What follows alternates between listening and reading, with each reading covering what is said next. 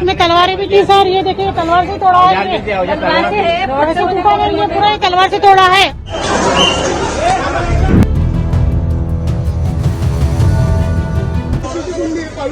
घरों को नुकसान पहुंचाया गया, उनको गाड़ियां जलाया गया और बहुत ही गंदी गंदी बातें बोली गई जो मैं आपको मोबाइल पर नहीं बताना चाहता।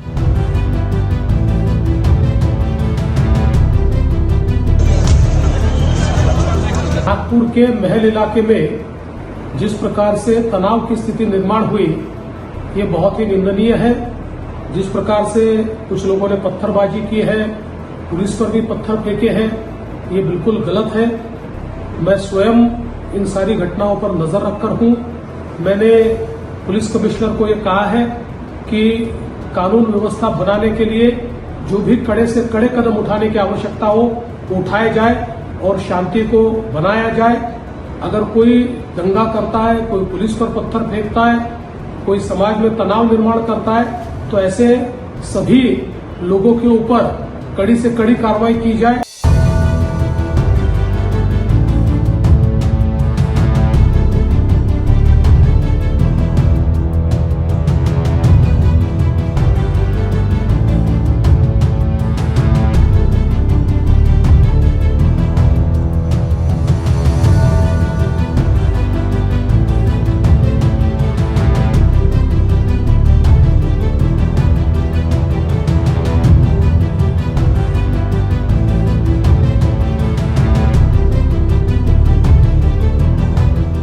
महाराष्ट्र में औरंगजेब की कब्र को लेकर जो बवाल बढ़ा, उस बीच नागपुर में भयंकर हिंसा भड़की तस्वीरें लगातार आप देख रहे हैं। लेकिन अब इस नागपुर हिंसा के मामले में फडणवीस सरकार का ताबड़तोड़ एक्शन शुरू हो गया है। जैसा कि पहले ही फडणवीस जो कि मुख्यमंत्री हैं महाराष्ट्र के, उन्होंने चेतावनी दी और कहा कि किसी भी दंगाइयों को बख्शा नहीं जाएगा।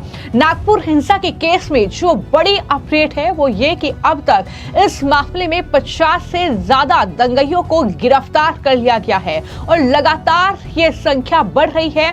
इसके अलावा 5 से ज्यादा एफआईआर इस मामले में दर्ज हो चुकी है। इसके अलावा सोशल मीडिया पर भी पुलिस पैनी नजर रखे हुए हैं। भड़काऊ सामग्री और वीडियो पोस्ट करने वाले लगभग 55 ऐसे सोशल मीडिया अकाउंट हैं जो पुलिस की रडार पर हैं। जिस तरीके से 17 मार्च की रात नागपुर में हिंसा भड़की, उसकी मुख्य वजह जो है वो अफवाह मानी जा रही है और यही वजह है कि पुलिस अब इस पूरे मामले में जबरदस्त एक्शन मोड में नजर आ रही है और जिस तरीके से औरंगजेब की कब्र को हटाने की मांग को लेकर एक दक्षिणपंथी संगठन विश्व हिंदू परिषद और बजरंग दल के द्वारा जो प्रदर्शन किया गया, उसमें दरअसल ये अफवाह फैली कि एक धर्म विशेष की जो पवित्र किताब है उसको जलाया गया है और इस अफवाह ने ही सांप्रदायिक तनाव जो है वो नागपुर में बढ़ा दिया। ये जानकारी फिलहाल पुलिस के जरिए दी गई है। किसी मिसकम्युनिकेशन के कारण ये घटना घटी है। अभी सिचुएशन कंट्रोल में है। हमने अपना फोर्स पूरा यहाँ पे स्ट्रांग है। सबसे हम अपील करते हैं कि कोई बाहर ना निकलिए, इसका पालन कीजिए और पत्थरबाजी ना करिए। काफ़ी पत्थरबाजी वहाँ से हो रही है, तो हमने उनको आगे शो ऑफ फोर्स किया था, उन पे टियर गैस का भी वापर किया था। अभी सिचुएशन कंट्रोल में। कई छोटी छोटी कोई गाड़ी को आग लगाई है तो उसको हमने फायर ब्रिगेड बुला के उसको भी हमने प्रोटेक्टिव सपोर्ट फोर्स देके उसको भी बुझाया है। पुलिस कर्मी भी इंजर्ड हुए हैं। हाँ, थोड़े बहुत इंजोर हुए हैं, कुछ आगे पीछे। मेरा भी थोड़ा सा पैर इंजोर हुआ है पत्थरबाजी में, तो वो चल रहा है। बट हम लोग का भी सबसे विनती है, अपील है कि प्लीज़ शांति बनाए रखिए और हम लोग सबसे अपील करते हैं शांति बनाए रखिए और अभी उचित जो कानूनी कार्रवाई है वो शुरू है। अफवाहें भी कुछ चल रही सोशल मीडिया। हाँ, वो अफवाह पे विश्वास ना रखिए, आप अपने शांति बनाए रखिए, लॉ एंड ऑर्डर को डिस्टर्ब मत कीजिए और पुलिस का सपोर्ट कीजिए। हम लोग आप जो भी लीगल कार्रवाई कर रहे हैं।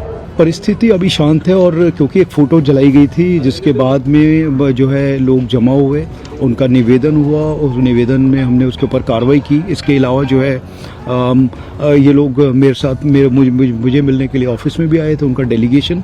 उनको सबको बताया गया कि हमने नाम से जो नाम दिए थे उसके हिसाब से हमने एफआईआर दर्ज किया है और उनके ऊपर कार्रवाई करेंगे। तो ये इंसिडेंट हुआ था और उसके साथ में हम लोग बाकी कार्रवाई हमारी शुरू है तब से। ये पथराव की घटना, पुलिस पर हमला, ये सब क्या वाकया, एग्जैक्ट कितने बजे और क्या सिचुएशन? देखिए, ये जो है कोई लगभग 8:30 बजे की घटना है, 8 साढ़े 8 की, उसके बाद में शुरू हुआ। कुछ आगजनी भी गई, वाहनों को भी जला गया, पुलिस पर भी नहीं, ऐसा कोई वाहन ज़्यादा नहीं जले हैं जिस तरह से दिखाया गया या जो आप बता रहे हैं उसका भी असेसमेंट हम लोग ले रहे हैं। पर हाँ, जैसे बताया गया 2 वाहन जलाए गए हैं और दगड़ फेंक हुई है बिल्कुल।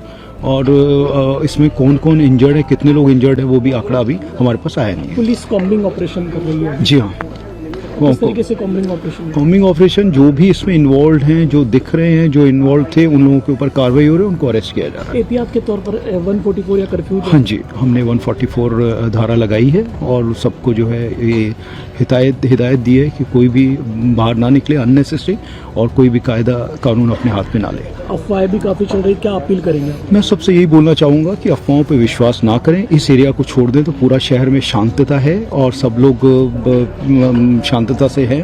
आप किसी भी चीज़, अगर आपके सामने कोई भी चीज़ दिखती है या आपके सामने कोई कुछ बोलता है, अफवाह फैलाता है, तो उसकी खबर हमें दें, हम उसके ऊपर कार्रवाई करेंगे। यानी एक अफवाह से ही ये पूरी हिंसा भड़की है, जिसके बाद 2 गुट आपस में भिड़ गए, आमने सामने आ गए। हिंसा की तस्वीरें आप देख रहे हैं कि किस तरीके से आगजनी की गई।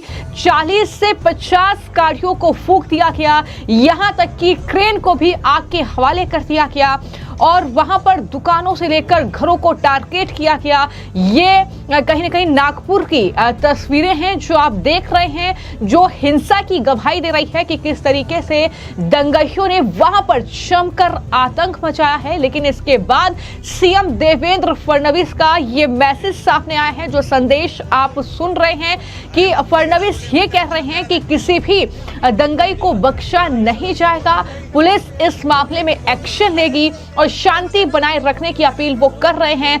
क्या कुछ इस पूरी हिंसा के बाद सीएम देवेंद्र फडणवीस ने कहा है, जरा सुनिए। नागपुर के महल इलाके में जिस प्रकार से तनाव की स्थिति निर्माण हुई, ये बहुत ही निंदनीय है। जिस प्रकार से कुछ लोगों ने पत्थरबाजी की है, पुलिस पर भी पत्थर फेंके हैं, ये बिल्कुल गलत है। मैं स्वयं इन सारी घटनाओं पर नजर रखकर हूं। मैंने पुलिस कमिश्नर को ये कहा है कि कानून व्यवस्था बनाने के लिए जो भी कड़े से कड़े कदम उठाने की आवश्यकता हो वो उठाए जाए और शांति को बनाया जाए। अगर कोई दंगा करता है, कोई पुलिस पर पत्थर फेंकता है, कोई समाज में तनाव निर्माण करता है, तो ऐसे सभी लोगों के ऊपर कड़ी से कड़ी कार्रवाई की जाए। और मैं सभी को अपील करता हूं कि नागपुर एक बहुत ही शांति प्रिय इस प्रकार की नगरी है, यहाँ की शांति भंग न हो, इस प्रकार से सभी लोगों ने व्यवहार और बर्ताव करना चाहिए। और कोई भी अगर इस प्रकार से तनाव निर्माण करने का प्रयास करेगा तो उसके ऊपर बहुत कड़ी कार्रवाई की जाएगी। इस पूरी हिंसा को लेकर जो तस्वीरें आप देख रहे हैं, वाहनों को आग लगा दी गई है, सार्वजनिक संपत्ति को नुकसान पहुंचाया गया है, पुलिस पर भी हमला किया गया है। कई पुलिसकर्मी इस पूरे हिंसा में घायल हुए हैं, जिसमें डीसीपी निकेतन कदम पर भी कुल्हाड़ी से हमला किया गया है। तो इस तरह की ये तस्वीरें देख रहे हैं, लेकिन उसके बाद अब एक्शन की शुरुआत हो चुकी है और 50 से ज्यादा जो दंगाई हैं जिसने इस हिंसा को अंजाम दिया है, उन पर दरअसल अब गिरफ्तारी की तलवार लटकी हुई है। उन्हें गिरफ्तार अब किया जा रहा है और लगातार ये संख्या बढ़ रही है। 50 से ज्यादा दंगाइयों को अब तक गिरफ्तार कर लिया गया है। कई एफआईआर जो है इस मामले में दर्ज कर ली गई है। सोशल मीडिया पर विशेष निगरानी रखी जा रही है ताकि किसी भी तरह की कोई अफवाह ना फैले, ताकि स्थिति को पूरी तरीके से कंट्रोल किया जाए। पुलिस प्रशासन की कोशिश यही है, जिसकी सराहना सीएम देवेंद्र फडणवीस से लेकर लगातार बीजेपी के नेता कर रहे हैं। लेकिन वहीं पर अब जो उद्धव ठाकरे की पार्टी के सांसद हैं संजय राउत, उनका बयान सामने आया है। संजय राउत कह रहे हैं कि आखिर ऐसी हिंसा करने की हिम्मत कौन कर सकता है, और वो सीधे तौर पर फडणवीस सरकार पर सवाल खड़ा कर रहे हैं, कानून व्यवस्था पर सवाल उठा रहे हैं और यहां तक कि जो विपक्ष के नेता हैं वो फडणवीस से इस्तीफा भी उनका मांग रहे हैं। क्या कुछ इस पूरे मामले को लेकर संजय राउत ने बयान दिया है, वो भी सुनिए। हे न पाहता महाराष्ट्रासारख्या राज्यातली कायदा सुव्यवस्था राखण्यासाठी ते कठोर पावलं उचलतात। कारवाया फक्त भीमा कोरेगाव, एल्गार, बरं का, माओवादी ह्यांच्यावर करून चालत नाहीत। महाराष्ट्र राज्य वेठीस धरणाऱ्या प्रत्येकावर व्हायला हवी. ही दंगल पेटवणारे कोण आहेत, त्यांना कोणाची प्रेरणा आहे आणि दंगली का पेटवल्या जात आहेत, हा महाराष्ट्रामध्ये अत्यंत संशोधनाचा विषय आहे. होळीलाही वातावरण खराब केलं. राजापुरात काय घडलं, अन्य भागात काय घडलं होळीला. होळीसारख्या सणांना कधी या महाराष्ट्रात दंगली उसळल्या नव्हत्या. उद्या गुढीपाडव्याला दंगली उसळण्याचा प्रयत्न करतील आपलेच लोक. आणि काल औरंगजेबाची ढाल करून काही लोक हिंदू मुसलमान दंगे पेटवत आहेत या राज्यामध्ये. बाबरीचं उदाहरण देत आहेत की बाबरीप्रमाणे आम्ही महाराष्ट्रामध्ये औरंगजेबाची कबर उद्ध्वस्त करू. आमचं असं म्हणणं आहे, सरकार तुमचं आहे ना, नरेंद्र मोदी तुमचे आहेत, देवेंद्र फडणवीस तुमचे आहेत, दंगली कशाला करताय. सरकारनं जाऊन कबर उद्ध्वस्त करून टाकावी. तुमचंच सरकार आहे, तुमच्या विचारांचं सरकार आहे, तुमच्याच मतदानातून आलेलं सरकार आहे. मोहनराव भागवत, देवेंद्र फडणवीस, एकनाथ शिंदे, अजित पवार या 4 लोकांनी हातात कुदळ फावडे घेऊन जावं आणि आतमध्ये जावं त्यांनी, कुठे जी काय कबर असेल ती, आणि त्यांच्या लोकांच्या ज्या इच्छा आहेत त्या पूर्ण कराव्यात. काय चाललंय या महाराष्ट्रामध्ये. आम्ही वारंवार सांगतो आहोत की छत्रपती शिवाजी महाराजांचा शौर्याचं ते मेमोरियल आहे. एक औरंगजेब इथे आला, एक अफजल खान इथे आला, एक शाहिस्त खान इथे आला आणि इथून परत नाही गेला. मावळ्यांनी, छत्रपतींनी, संभाजीराजांनी त्याची कबर इथेच खणली. हे महाराष्ट्राच्या शौर्याचं एक प्रतीक आहे. पण राष्ट्रीय स्वयंसेवक संघची विचारधारा अशी आहे किंवा भाजपची की छत्रपती शिवाजी महाराजांचं आणि संभाजीराजांचं महत्त्व कमी करायचं, ही त्यांची पहिल्यापासूनची विचारधारा आहे.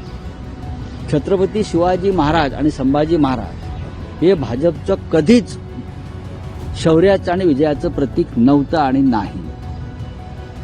त्याच्यामुळे आधी विलन संपवला की हिरो आपोआप संपतो. त्याच्यामुळे विलनवरती हल्ला करून महाराष्ट्राच्या हिरोना संपवायचं, ही बहुतेक ह्यांचं एक भूमिका दिसते. महाराष्ट्राच्या जनतेनं या कारस्थानापासून सावध राहायला पाहिजे. आता विषय राहिला बाबरीचा. 1992-91 तो लढा, ते आंदोलन वेगळं होतं.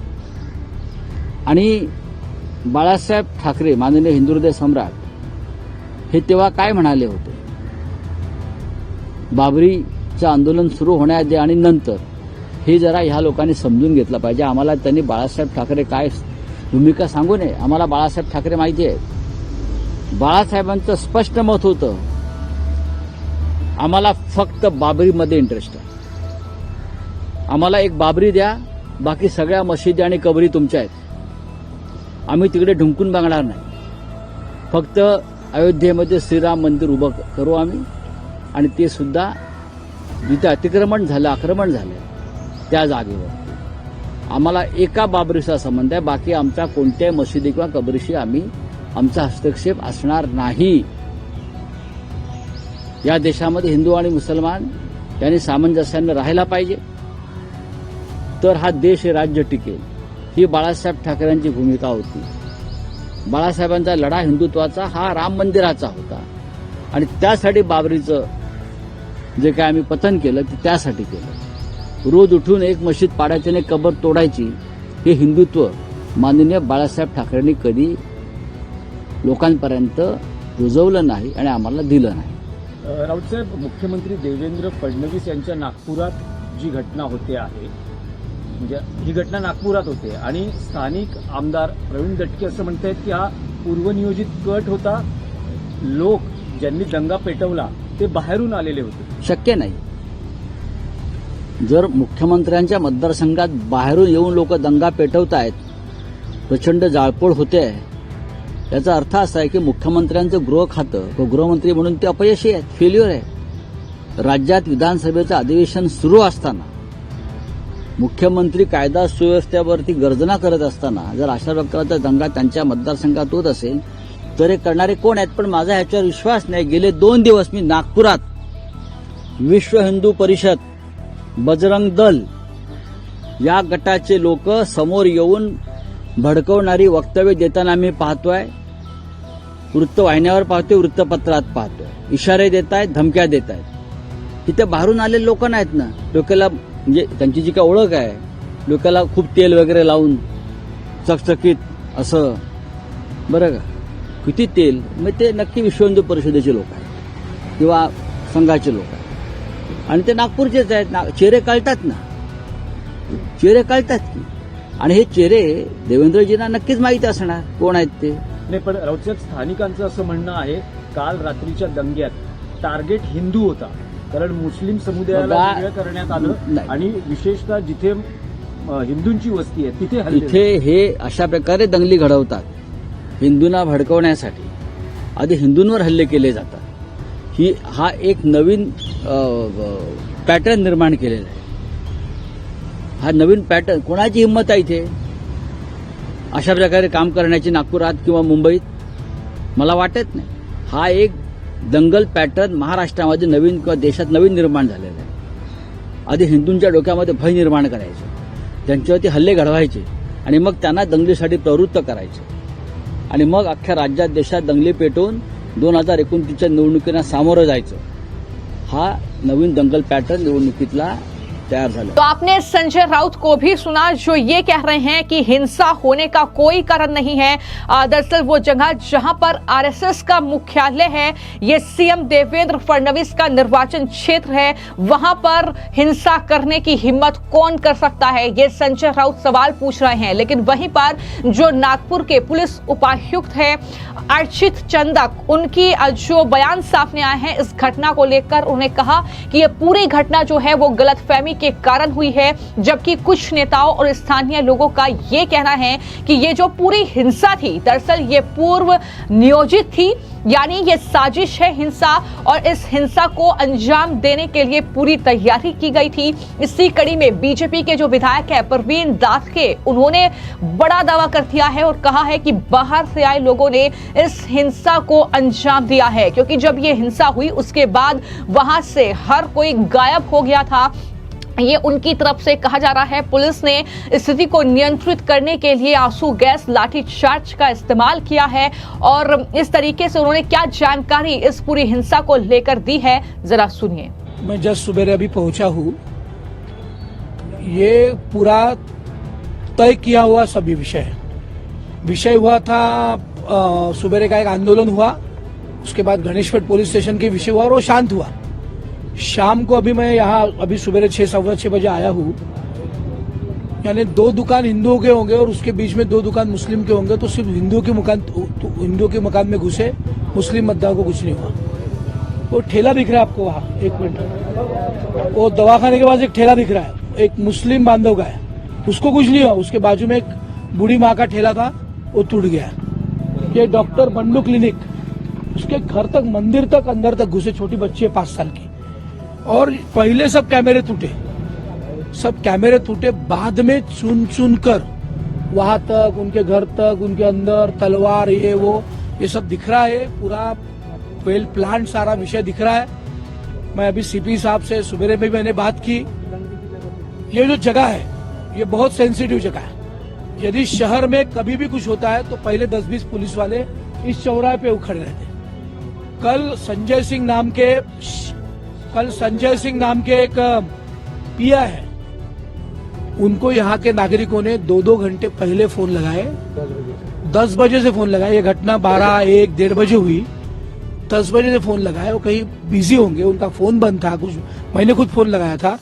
फिर रात में ये जो मकान आपको सामने दिख रहा है, वो सौरभ से मैंने सीपी की कॉन्फ्रेंस पर बात कराई. उसके बाद आधे घंटे में पुलिस आई, तब तक ये सब खत्म हो गया था. यानी ये दीदी रेंगे मेरे बाजू में है, रो रही थी फोन पर. बाद में इनका फोन आया, बच्ची भी रो रही थी. बाद में इनका फोन आया कि अभी पुलिस आई है. तो ये वही वेल प्लान घटना थी। मैं माननीय मुख्यमंत्री जी से भी अभी बात करूंगा। मैं नागपुर अभी पलटे आया हूँ। माननीय पालक मंत्री विशेष विमान से अभी 9 बजे पहुंच रहे हैं। जिन्होंने ये घटना की उनके सारे फोटो इनके डीवीआर में सब है। ये सारे हम पुलिस को देंगे, सारे के सारे। यहाँ सामने गीतांजलि स्क्वायर पर इलीगल ट्रैवल्स का व्यवसाय चलता है। महानगर पालिका के जगह पर सर्विसिंग सेंटर खुले, एक गीतांजलि टॉकीज बंद थी, वहां अंदर सारा अतिक्रमण एमडी ये वो सब चलता है। यदि ये सब बंद करना होगा तो पुलिस को कड़क एक्शन लेनी पड़ेगी। और मुझे दुख के साथ कहना पड़ता है कि कल पुलिस यहाँ के नागरिकों के साथ, हिंदू नागरिकों के साथ नहीं थी। इसका कारण मुझे नहीं मालूम, लेकिन बहुत कम संख्या में थी। और संजय सिंह जैसे पीआई जो नागरिकों की बात नहीं सुन सकते, बाकी सारे मार्केट 10 बजे, 10:30 बजे, 11 बजे बंद हो सकते, तो मोमिनपुरा का भी मार्केट बंद हो सकता। लेकिन तहसील पुलिस स्टेशन के साथ जो यहाँ के लोग कह रहे हैं कि उनके सारे लागे बांधे हैं, तो मैं सीपी साहब से आज अनुरोध करता हूँ कि वो खुद आके बैठे, इन सभी नागरिकों से बात करें और तुरंत इस पर कार्रवाई करें। यदि कार्रवाई नहीं होगी तो एक अगला कदम सारे हिंदुओं को भी उठाना पड़ेगा और वो मजबूर होंगे। बस इतना ही मैं आपके माध्यम से। कल आपने आरोप लगाया था इसमें कुछ बाहर के लोग भी शामिल हो सकते हैं। बहुत सारे जगह पे बाहर के लोग यानी यदि ये मोमिनपुरा बस्ती से नजदीक है तो उधर से बांधरपुरे से आ रहे, उधर हसनबाग से आ रहे, यहाँ के लोग वहां जा रहे। और मुझे ऐसा बताइए, इस रोड पर मुस्लिम बांधवों की भी गाड़ी लगती है हर रोज। पार्किंग यहाँ होता है, कल कोई पार्किंग नहीं था। इसका मतलब क्या है? इसलिए सारा प्लानिंग के साथ हुआ है, ऐसा आज प्रथम दर्शन दिख रहा है। मैं खुद साइड पे खड़ा हूँ, आप सारी जली हुई गाड़ियां, महिलाओं से बात करने का तरीका, यानी महिलाओं के बारे में बात करने का तरीका, घर घुसने का तरीका। विषय हुआ शिवाजी पुतले के पास, उसका दिन भर चला गणेशपेट पुलिस स्टेशन में, वो खत्म हुआ। रात में वेल प्लान ये हुआ है। मैं सीपी से, माननीय मुख्यमंत्री जी से, माननीय पालक मंत्री अनुरोध करता हूँ कि ये सारा विषय का इन्वेस्टिगेशन करके इन दुकानों के डीवीआर लेके कैमरे तोड़े गए, कैमरे। तो महाराष्ट्र का नागपुर, ये क्षेत्र नागपुर, ये इलाका जहां से देवेंद्र फडणवीस जाहिर तौर पर विधायक चुने गए हैं। इसके अलावा केंद्रीय मंत्री नितिन गडकरी वहां से सांसद है। आरएसएस का मुख्यालय वहां पर है जहां पर ये हिंसा भड़की है। तो कुल मिलाकर एक ऐसा इलाका है, एक ऐसा क्षेत्र है जो जाहिर तौर पर निगरानी में रहता है। लेकिन किस तरीके से एक अफवाह ने वहां पर इस तरीके का ये बवाल किया है और इस तरीके की हिंसा को वहां पर अंजाम दिया गया है, जिसमें हिंसा, ये साजिश है, ये क्या सुनियोजित एक हिंसा है, इसका अब कहीं ना कहीं जांच जो है वो शुरू हो चुकी है। पुलिस लगातार अब तफ्तीश कर रही है और ये पता लगाने की कोशिश कर रही है कि क्या इस हिंसा को पहले से ही जो है अंजाम देने की फिराक में कुछ लोग थे, क्या तैयारी थी, किस तरीके से ये पूरी हिंसा भड़की है। इसको लेकर अब लगातार फडणवीस सरकार के निर्देश पर पुलिस जो है वो एक्शन मोड में है। जैसा कि मैंने बताया कि अब दंगइयों को किसी भी सूरत में बख्शा नहीं जाएगा, ये सीधे तौर पर सीएम फडणवीस ने कहा है। और हिंसा का सटीक कारण क्या है, इसकी अब जांच जो है वो शुरू हो चुकी है। हालांकि पुलिस ने यही कहा है कि अफवाह जो है वो फैली और यही मुख्य वजह रही कि इस तरीके से ये हिंसा भड़की है। दो समुदाय के बीच ये तनाव हुआ है, जहां पर किस तरीके से लोग भी काफी परेशान नजर आए। उन्होंने अपनी आप बीती बताई है कि किस तरीके से उन्हें टारगेट किया गया। धर्म विशेष के लोगों ने जो है टारगेट उन्हें किया है, उनकी दुकानों को टारगेट किया गया, उनके घरों पर तलवारबाजी की गई है। जरा सुनिए उन्होंने किस तरीके से अपना दर्द बयां किया है। उनके हाथ में तलवारें भी थी सर, ये देखिए तलवार से तोड़ा है, ये